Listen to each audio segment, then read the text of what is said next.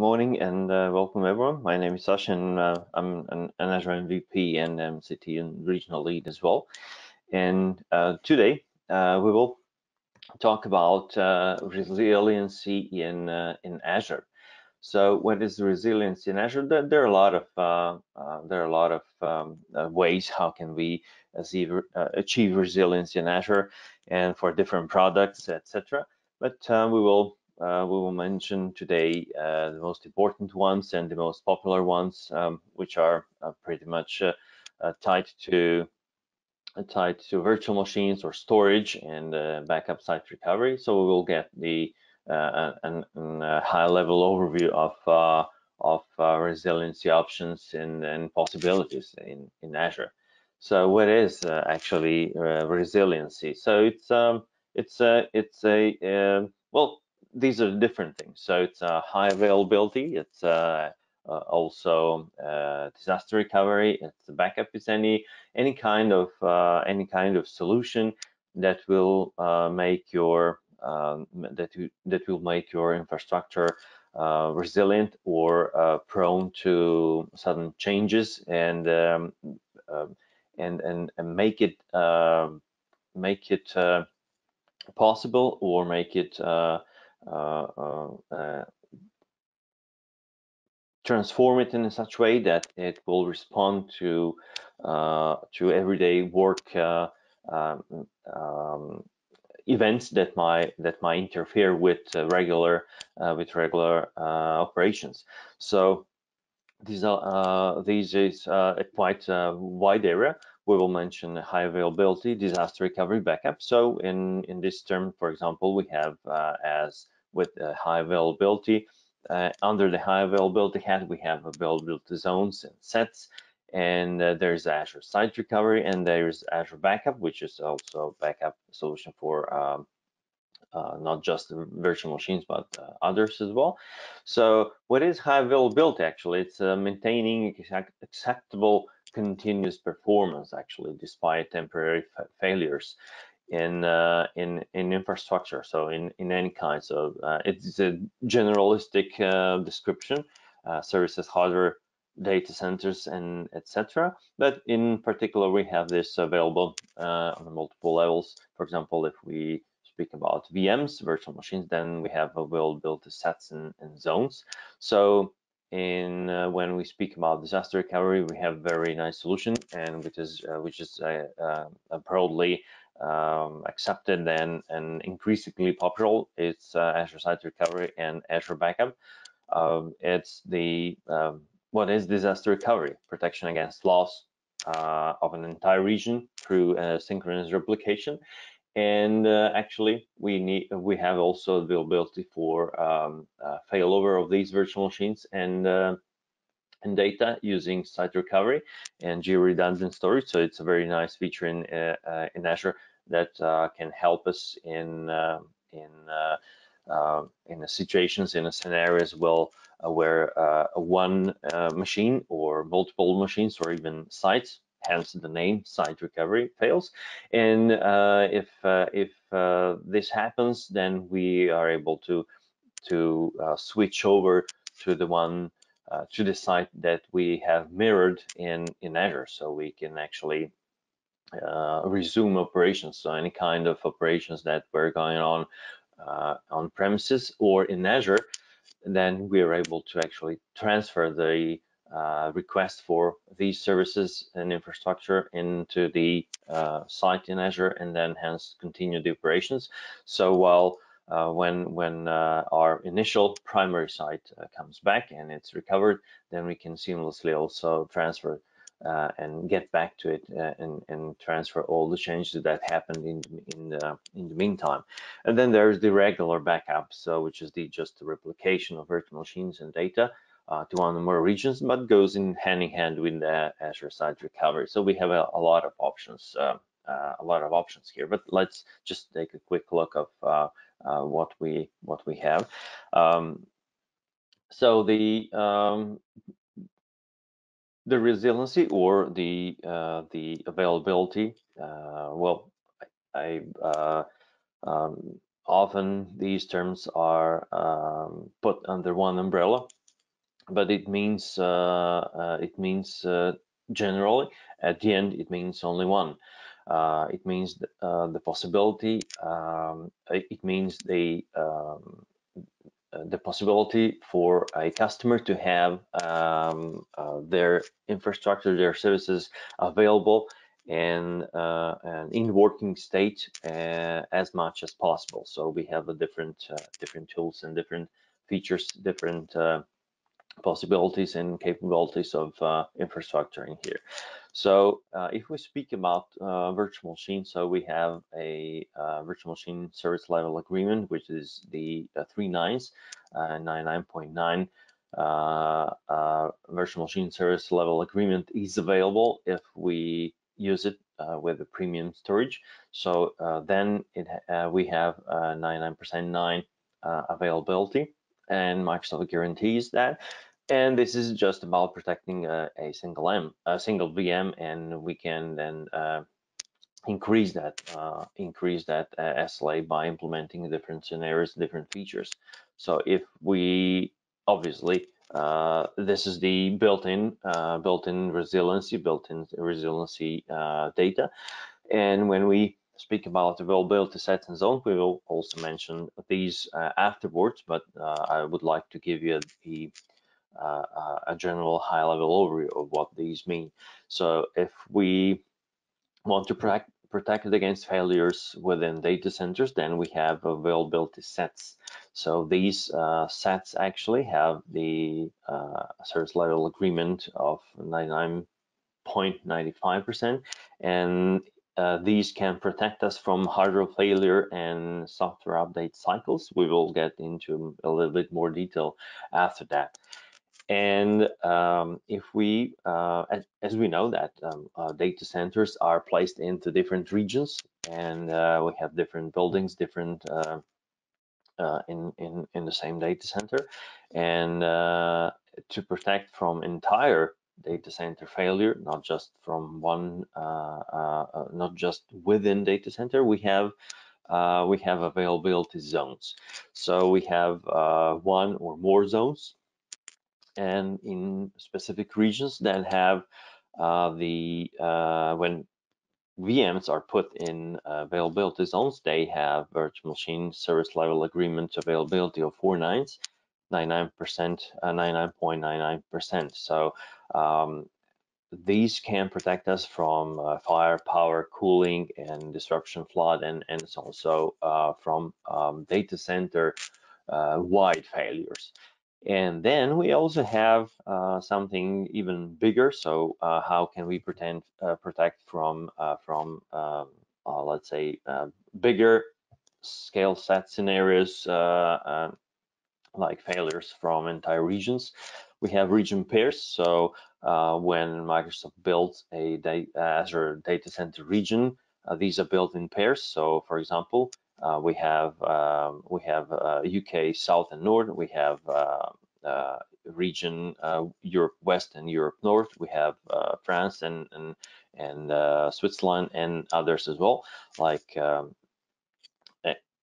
all these data centers are in pair. So region pairs actually gives us the region protection within data residency boundaries. So what does that mean? It means that the region pairs are often in residency boundaries. Well, there is one exception. So there's one US data center that is paired with the Brazilian one, but in our case, within Europe, we have also residency boundaries. So these can protect us from tornadoes, earthquakes, and so on. So if any region gets affected by let's say environmental disaster, so we are then protected from it, because all these regions have design requirements to be separate and distanced from each other for several hundred kilometers. So these are just as a quick level overview of that. But when we plan for availability, we have to plan for different things. So we have different parts, different things. We have something planned and something unplanned. So when we plan, we have the first thing, we have plane maintenance under our we can control it. So this is our responsibility, and we have this under control, so we can well, partially. So updates are some updates are deployed by Microsoft, some updates are deployed by ourselves if it's that if that's a infrastructure as a service. For example, we need to patch the virtual machine and install an operating system update, and then we can control that. So even if it's even if these are updates that are deployed by Microsoft, then we have notification. We have a window where we have the possibility to react, usually a month time. So and then so for example, if Microsoft is updating something that will affect us, we will get notified, and then we also have the possibility to remediate for that, also to actually to address that problem, and to move um, affected infrastructure temporarily to somewhere else, for example, and then bring it back. And that's where we can that's where we actually can and have influence on. But there's unplanned downtime, and we try to address in this webinar, in fact, these scenarios. So we have how can we address something that we don't have, how to control something that is uncontrollable. So we have to think about a little bit in advance, and actually utilize I will utilize everything that is that we have at our disposal, every feature and every capability of the infrastructure. I will go back a little bit. So it's up to us to implement one or more of these solutions that are available. So to mitigate this unplanned downtime, which is actually can occur anytime. So it's if it's unexpected failure, if it's some redeployment, if it's something else, or bad code. So we need to address that as well. So, and time to recover actually here depends on the scale of failure. And when we are speaking about recovery, resiliency, and everything like that, so we of course as much as we are introducing these features and consuming them, everything, yes, costs money, but if we have to find, let's say, a sweet spot. So if let's say this is time and cost, let's say that this is cost and this is time. So time to recover, if this graph represents time to recover, then obviously we try to go as much as possible on the left side. But as we here achieve a very small or short recoveries in times, of course this is possible, but imagine that the costs here will be higher, and accordingly to that, so if the recovery times are bigger, then the cost is smaller. So we need to find our sweet spot, whether it is this one, and go aim for that. So we need to identify also what are our acceptable times and losses for recovery, and how can we actually mitigate these or prepare for unplanned downtime. So on the different levels. So for example, let's say storage accounts. A few words about storage accounts. We have containers, files, tables, and queues. So containers are actually massively stores for text and binary data, and then we have also files and tables, and also queues as well. And all of these also have their adjacent replication options. So if it's the if these blob storages, blob means binary large objects, actually have we have different tiers of these as well. and whether it's general purpose version 1 or 2, or whether it's file storage, then we have the different support services that can run onto it and supported tiers. But we also have different replication options. So what does this mean? These are all LRS, GRS, and everything in between. So we also, of course, when we implement these things, we have to think about these replication options, whether some of these will be available or not. So although I always like to emphasize that in Azure we can achieve extreme agility, so we can create a virtual machine or storage in no complete. So in less than a minute, 30 seconds, or something like that. And but the problem is, well, it's not a problem deleting the virtual machine and creating a different one, or creating storage in a different zone, in a different data center that supports specific types of hardware and features. But it's a problem to delete these things when we introduce them in production, and that's where the problem are. So we still have to, although Azure gives us the quite good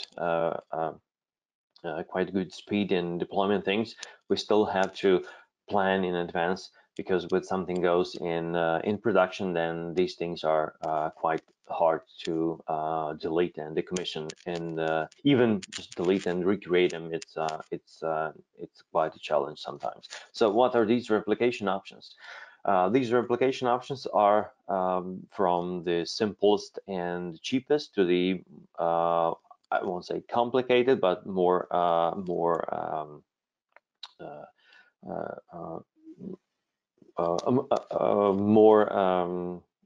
most expensive, and for different scenarios, and probably will these read access geo-zone redundant storage actually be an overhaul, because some scenarios won't need such a redundancy. But nevertheless, local redundant storage means just that. The data is available and redundant locally. So the data here is replicated. Actually, we have 3 times within a single facility, and within a single facility and a single region. So we have 3 copies. Of course, do we have to pay for these 3 extra copies? Yes. Well, this is the default option. So anything that we do extra, we will have to pay for it, of course, for extra storage and extra traffic that will the option will incur. For example, with the geo redundant options, because the data is then transferred to the different zone, different data center. But anyway, if we compare that to the data loss that we can experience, then this might not be an issue. So there's a cost calculator, and if you check out our past webinars on the Informator web page, then you can see also the one of the past webinars we were talking about the cost in Azure. So you can check this there as well. Then we have a zone redundant storage where the data is replicated across multiple availability zones within just one region. So we're still in one data center. We have not gone outside.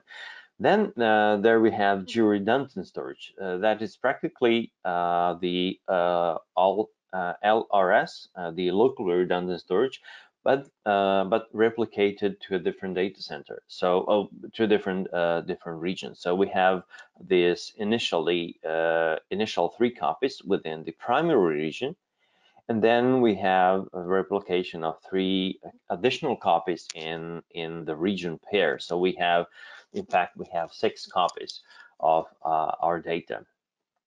The read access and geo-redundant, so these two, GRS or RAGRS is practically the same. So the data is replicated 3 times within the primary region and replicated also 3 times with read access to the region pair. So in this case, in gRedundant case, in case of failure, Microsoft updates the endpoints automatically, and although we have only the endpoints of to access the first data set in the first region, then Microsoft automatically does that, so we can access, in case of failure, the data in the second region.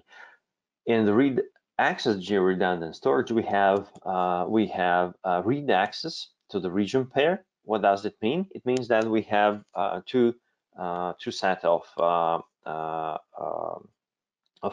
access points for the primary region and the read only to the secondary region. Why is that good? Because we can always see what the data is replicated there. And the second, it's useful when we want to, for example, let's say, have a read-only endpoint for some reason. For example, we want to offload the burden of the primary region, which is the read-write region, and want to just retrieve the data for analysis. For example, let's say if we have some data analysis options, then we can just retrieve the data from the second one and leave the first region unaffected by read operations, for example. Then we have the two different things to pair things here, which are the similar as the previous two. But in fact, these have a Z letter in here, so you get it. It is the equivalent of gRedundant and read access gRedundant, except that it's the data is replicated across 3 availability zones in this case. So we have three availability zones to the region pair, and across also 3 availability zones with reader access. So it's practically the same, similar as the previous two, with an exception, because it's we deal here with availability zones. So then we also have the possibility to have to plan for virtual machine availability directly. So we mentioned before that we have unplanned hardware maintenance, some unexpected downtime, planned maintenance. So these are the points where we actually need to address when we want to reduce the impact of downtime due to some one or more events. So, for example, we can, like we mentioned before, we can have some planned maintenance, but we also have unplanned maintenance or unplanned downtime. So this is the similar category. So we have something planned, and on the other hand, we have something unplanned. And for example, if we live migrate or when the platform actually predicts the failure, it will issue an unplanned hardware maintenance. But if virtual machine just fails for some reason, and that is the unexpected downtime, so then we have to automatically migrate or heal that VM. So how actually we implement the availability sets, it's very easy. So when we create a virtual machine, and then we have the option to actually put these virtual machines into the availability sets, and then choose default domains and update domains. We will also mention what are full domains and update domains here. And in this case, we have the option to choose one or more, where we actually increase our the service level agreement to a higher number. So we can configure multiple virtual machines in an availability set. But first we have then we have also the possibility to combine a load balancer additionally with that to achieve additional resiliency. So in this case, a load balancer will sit in front of the resources behind it and transfer the request for certain resources just to the nodes behind it that are live and healthy. So it will load balancer actually has the logic to check its background and to dismiss any node that it's in the load balancer backend, and not to and in this case, if something happens to the node in the background, in the backend, it will actually not send a request to it. So for example, if we have a web page website and we have 3 virtual machines behind a load balancer for the load balancing of traffic, if we have, for example, a lot of customers, then if one virtual machine behind it fails, load balancer will sense which virtual machine is failed, and then transfer all the traffic just to the 2 remaining ones. So once the additional virtual machine or website comes alive in the backend, it will sense it, it will detect it, and then it will start giving transmitting requests as well, and to the virtual machine that came online. We mentioned update and fault domains, so this is also available. So we see the possibility to put virtual machines when we create these into fault domains and update domains.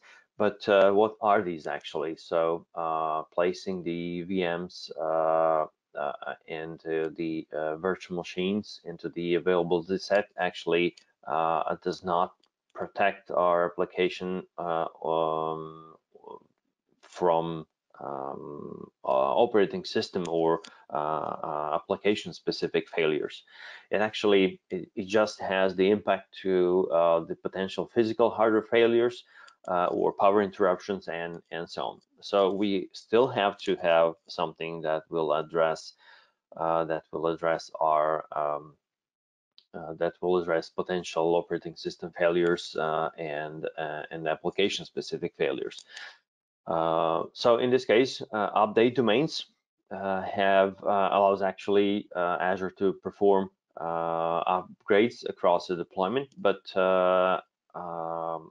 just one update domain will be rebooted at a time. So for example, if we have 10 virtual machines and all the virtual machines are in one update domain, and if we have some critical resources there, if Microsoft upgrades or maintains its hardware, it will put all. There is a possibility to that we lose connectivity to these machines, all 10 at once, because these were all put in the same update domain. But if we, for example, put 5, let's say 6 virtual machines in one update domain and 4 virtual machines in the other update domain, then Microsoft will upgrade and reboot only one update domain at a time. So first time, only 6 virtual machines will be rebooted, while 4 will still serve the content. And then when these 6 come up again, only then these 4 additional will be rebooted, the ones that are in the second update domain or separate update domain. And fault domain is something similar, and but the fault domains actually protect. These are the domains boundaries that protect virtual machines, a group of virtual machines against a hardware failures. So, for example, rack failures, switches failures, and so on. So, if a VM is an available set, and VMs in availability set actually are placed in at least 2 fault domains. So what does it mean? So if we have VMs that are put in the different ones, the only virtual machines that will be affected by, let's say, a switch failure will be the one that are under fault domain. The first one. The second fault domain will always be available because these virtual machines are placed on a different set of hardware that is not affected by the first one. And speaking of the availability zones, these are actually a unique physical locations in the region. So these availability zones actually is the high availability offering that actually protects the application and from application and data center failures. So these include data center with independent power, cooling, networking, etc., and combines update and fault domains. Availability zones actually provide 99%, 4/9 of service level agreement. We do have one typical notion is that availability zones are just limited to virtual machines, but these are not. So the availability zones actually are a core high availability strategy for Azure platform, and the supported services, the services that support availability zones are rather not just the VMs, but the others as well. VM, virtual machine scale sets or managed disks and storage account, different public IP addresses, load balancer, gateways, and application gateways. Well, not anymore in preview, and other things as well.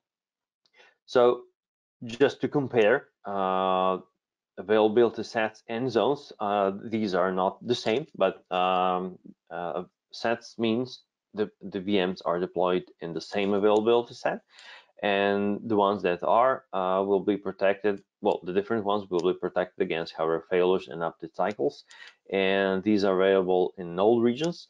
And availability zone actually available. I'm not sure if 10 region is now or more, but there are the availability zones are not available everywhere because these are affected by hardware. So specific hardware design and presence needs to be there into the in Azure data center region.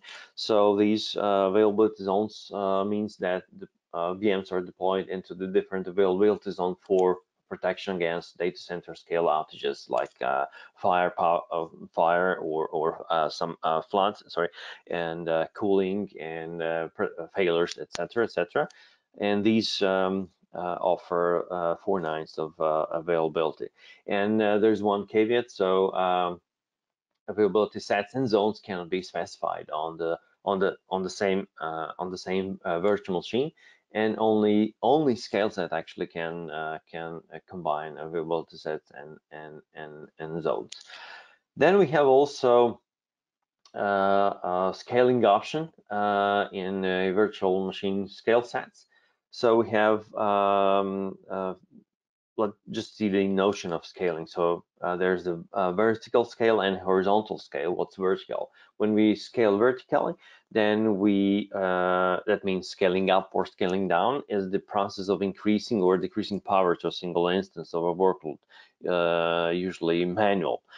And because it's it usually requires a change of a tier, and meaning we, of course, change of tier will mean also a specific higher cost or lower cost, depending whether we scale up or scale down. So this is not just a virtual machine thing, but it's also it also applies to a let's say platform as a service. For example, the web apps or web app plan can be scaled up and scaled down.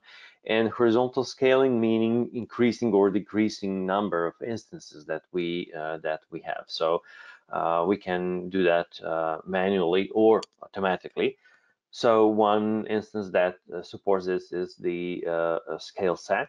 So scale set actually deploy a set of identical machines, identical virtual machines, and these resources actually we don't have to pre-provision of VMs, because we just have to define how the scale set will increase or decrease number of machines.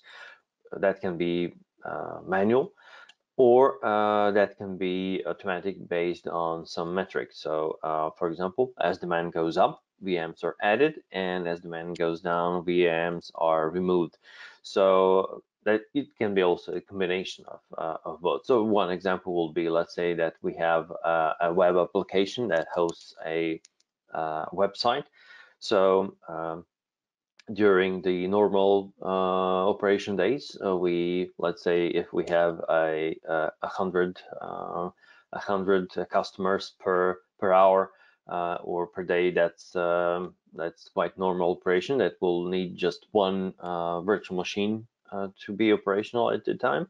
But as let's say Christmas time comes, or some actions or discounts, or any kind of holidays, when the customers numbers goes up dramatically or drastically, if these are like 10,000, tens of thousands or hundreds of thousands per day or per week, whatever, if the number increases and if that number cannot be handled by a single VM, the metric will that we set up previously will detect that CPU, for example, or number of concurrent connections increased to a certain number, and then we will say, okay, if that happens, then increase the virtual machines by 1 or by 2 or by any given number up to a certain level.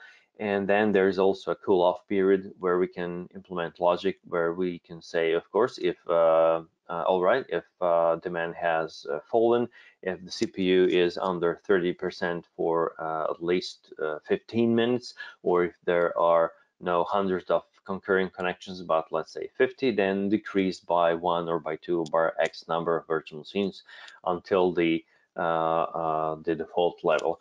So, and the pricing is here also a very interesting part, because we are paying for the time, just for the time that we have these multiple virtual machines provisions. So for example, if we had 100 virtual machines for an hour, we will just pay for an hour of these 100, not for we will not pay like for a whole day. And the billing goes very granular by minute or even less for specific workloads. So we will just pay for the extra that we've provisioned. And the scale set can be implemented from 0 to 100. And how can we implement these? We specify the number, we specify the instance size, and so on. And we still have to enable scaling beyond 100 instances, because we need to be very careful what we do here. So if we have for example, if we have set up metrics that are badly set, or if we have, for example, a web application that is hanging, or that is increasing the CPU time, and our automatic metric is based on the CPU, for example, and if it says, for example, that we need to if we set up that our virtual machine numbers increase if the CPU goes above the certain level, then we might be in trouble if we don't remediate for that, if we don't control it, if we don't gather some metrics. So easily we can get up to the 100 or 1,000 instances and pay for 100 or 1,000 instances if we don't if we are not careful about how we set up metrics, about what quality our web application are. Fortunately enough, we have metrics and we have different tools that will alert us, and we can of course limit tailor this our specific needs, etc., etc., we can get an email or alerted when the size increases. So we are not just left alone here in this case and on the mercy of these VM scale set, but in fact we can intelligently respond to it. How this autoscale works. So as I mentioned before, so for example, after we define rules to automatically adjust capacity, then the logic will scale out or increase the number of VMs, and then reduce or scale in or scale down actually will scale in the number of VMs in the set, and well, there's always a minimum, there's always a maximum, and in these between two numbers, the logic will be automatic depending how we set it up. Then the implementation of Autoscale is very easy. We define a minimum number of VMs in this case, and we define the maximum number of VMs. And then we have the scale out and scale in threshold, for example, duration in minutes and number of VMs to increase by 1, by 2, and etc. And scaling, of course, where we can specify if it's the CPU threshold, the number of VMs to decrease by in case we are specifying this cool-off period. And there's also one other thing that it's available to achieve resilience, and that's of course we had availability sets and zones. We have also these things, features that protect us from maintenance, from unexpected failure, from hardware failure, but we still have not addressed the features, the possibilities to protect us from ourselves from operating system failures, for example. And here's the Azure backup. And Azure Backup, as it's backup not just for protecting VMs, but for other things as well, storage and etc. etc. We will see that afterwards. Also, what we have at our disposal. But Azure Backup actually can is part of the virtual machine data protection features, where we have a distinct set of actually different tiers of protection.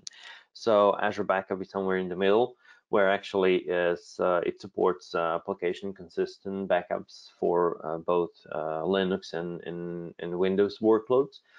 So this is the fully featured backup, where actually these are used to back up a storage account or a virtual machine individually. And on the other hand, we also have snapshots. So these snapshots actually provide a managed snapshots. They provide a very easy, quick, and simple options for backing up VMs that use managed disks. So snapshots actually provide point in time solution, and we can of course use also the Storage Explorer to and whether it's the Azure portal or the application that is free. We can use the Storage Explorer to actually extract these, to manage snapshots, etc. Of course, we need to while snapshots as a feature is it's not we're not built for a snapshot per se, but we are built for the storage that we place, that we consume, that we occupy. So when we make a snapshot of VM, it will make a full snapshot of VM. So if our virtual machine is 50 gigs or 10 gigs of storage, then each snapshot will occupy exactly the same amount of data. So we need to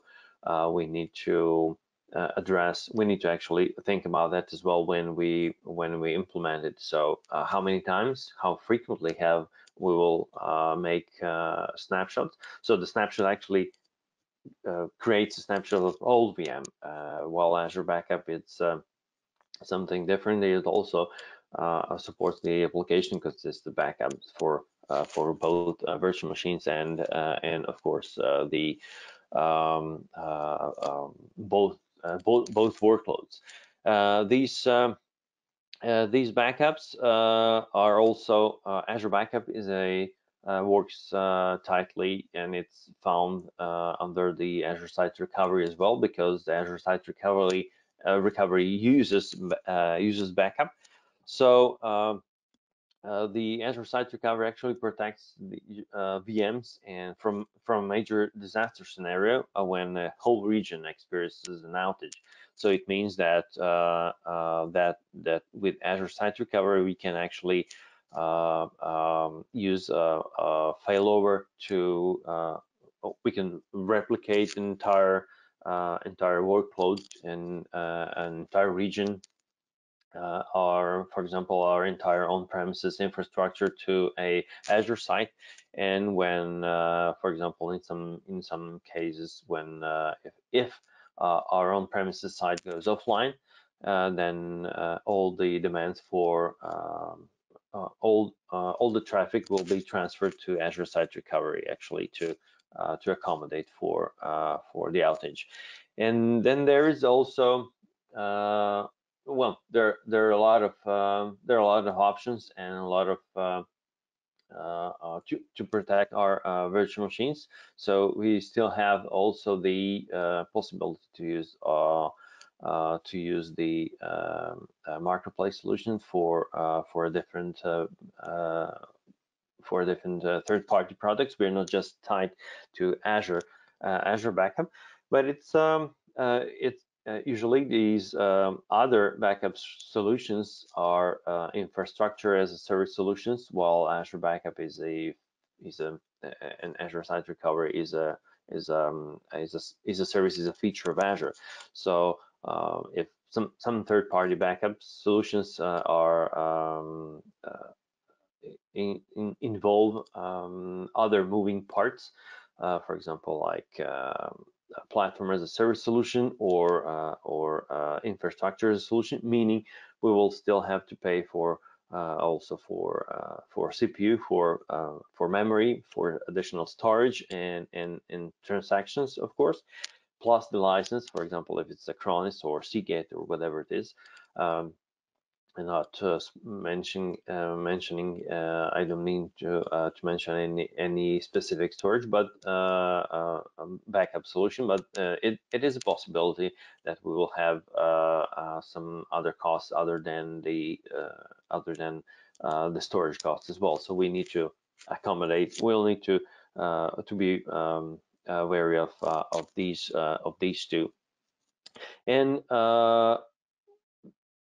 while we have different options, we still have the options to use the, like I said, the native Azure one, or the ones that we find on the Azure Marketplace. Different questions we need to ask in order to accommodate for different scenarios. For example, what is the workload being protected? How often is the workload being backed up, and so on. So what actually do we want to protect?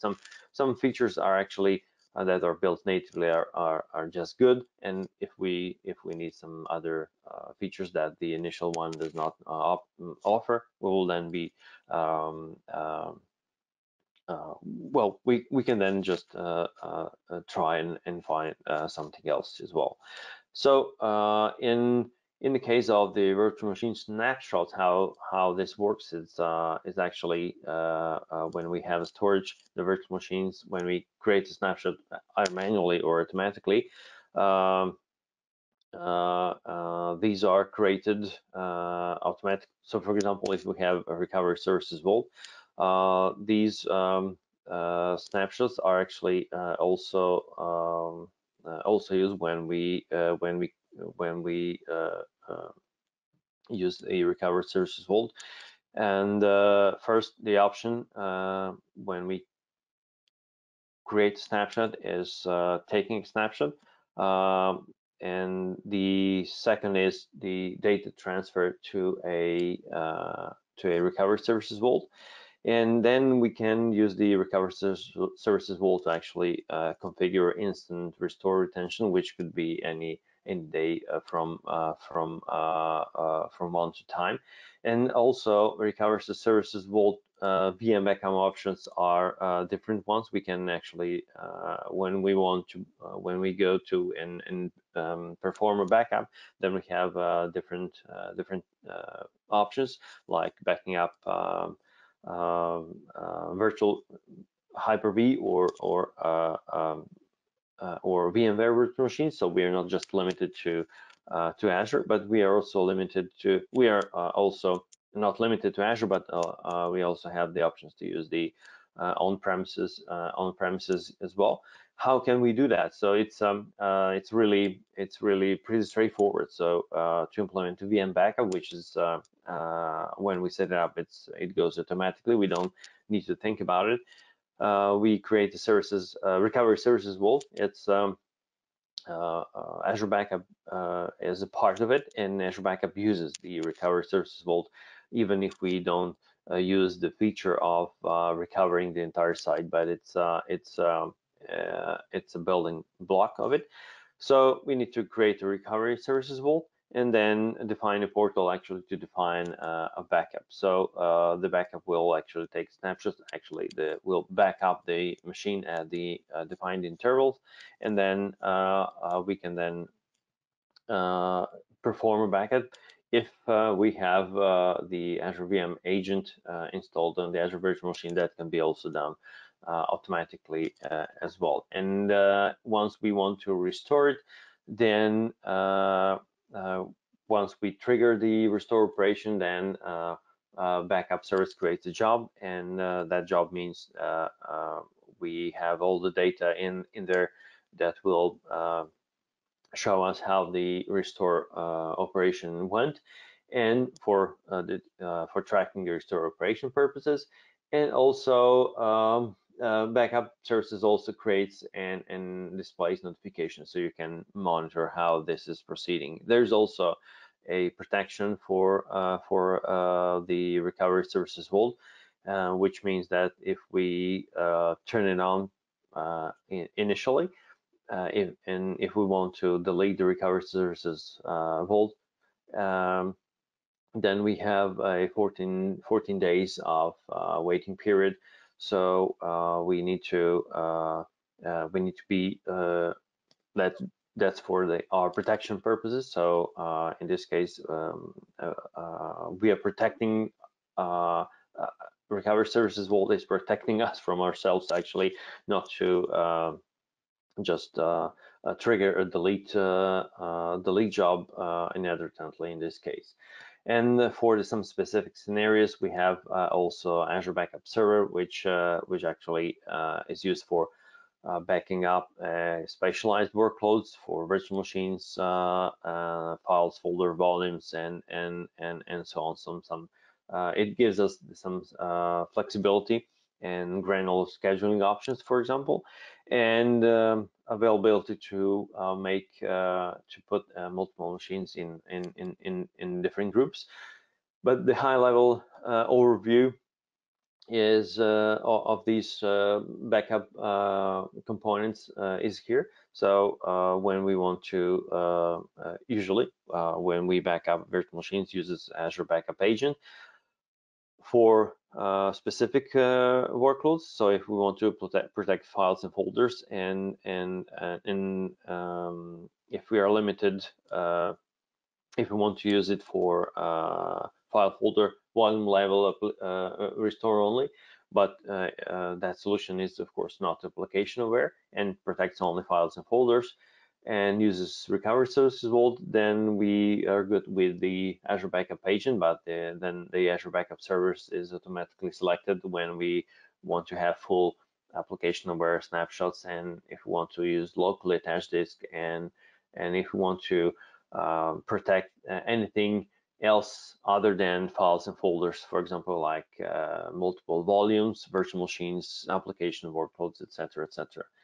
So what I've mentioned before, there's a soft delete. If we want to delete recovery services vault, there is a backup data that is retained for 14 additional days. So when we initiate the delete feature of the recovery services vault, there is a counter that goes on in 14 days, so the data is still there. So we can stop the deletion of the recovery services vault for 14 days.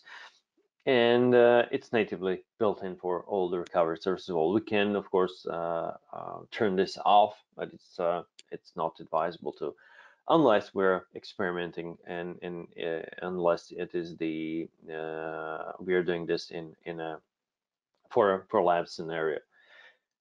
Restore options. We mentioned that before. There are possibilities to use that. So we can create a new VM and use the backup. We can replace the existing disk, for example, and use the existing disk snapshot, or we can restore the disk, or we can file mount backup as a share and copy files in this case. So these are all the different restore options that we have available, and others as well. But let's say a few words about Azure Site Recovery, and before we actually before we actually finish wrap it up. So at the end, there's the Azure Site Recovery, which is the protection. Like we mentioned before, Azure Site Recovery includes automated VM protection. The Azure Backup is actually the base of it, and recovering sites actually builds upon it.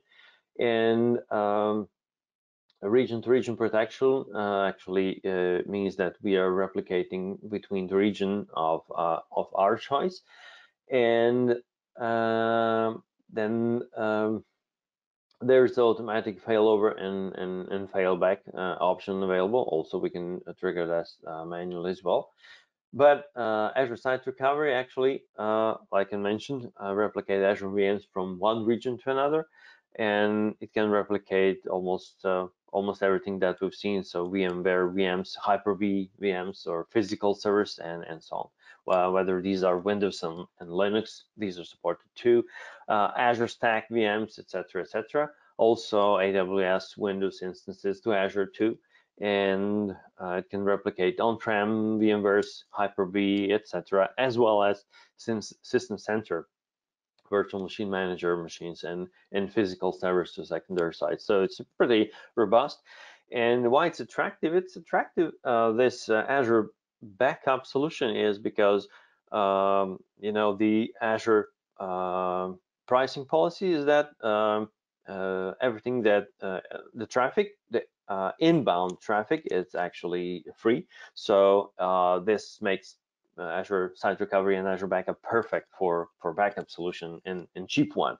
So we are pouring the data in Azure Data Center for free, and we only pay when we actually need to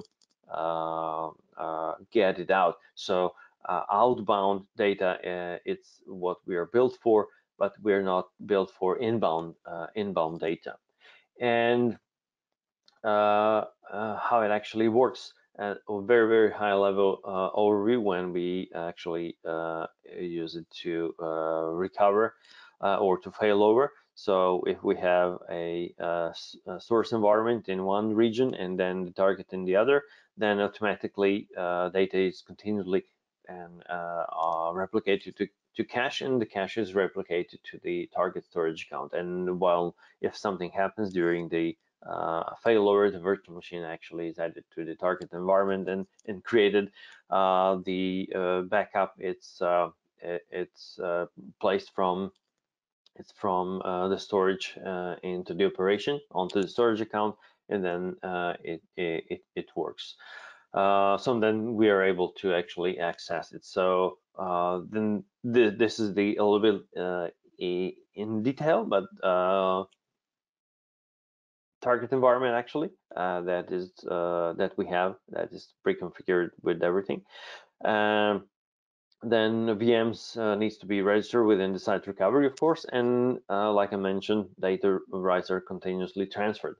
So then we have the data that is transferred to a target storage account. So as the replication begins, several things happen. The mobility service extension is installed. The service intercept the disk writes, handle the replication, and the VMs registered with the site recovery, and the data rights are transferred to the cache. So finally, the data is being sent to the site recovery service into the target storage account. And when the failover is initiated and the replication stops and VMs are created within the target region and connected to the virtual network subnet availability zones. So these are the same as they were before. So it's a high-level overview how it works, and it works pretty. It works pretty good. It's robust, and I suggest that you try it out. If you have not tried it out already, then there's a possibility that you can create also a Azure free account, and this free account gives you $200 US for 30 days.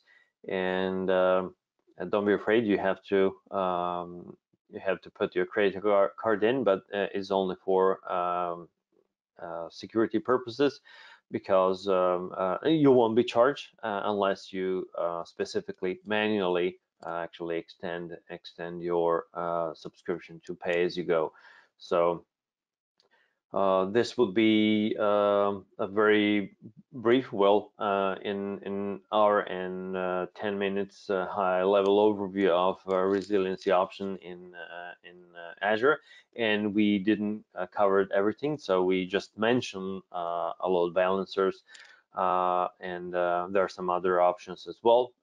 We didn't mention web applications, web apps, which they have also their separate similar options for backing up and so on. So there are several tools, several possibilities in Azure, but I suggest that you explore them more, and that it is pretty attractive service and possibility to back up your either single virtual machine or entire site in Azure.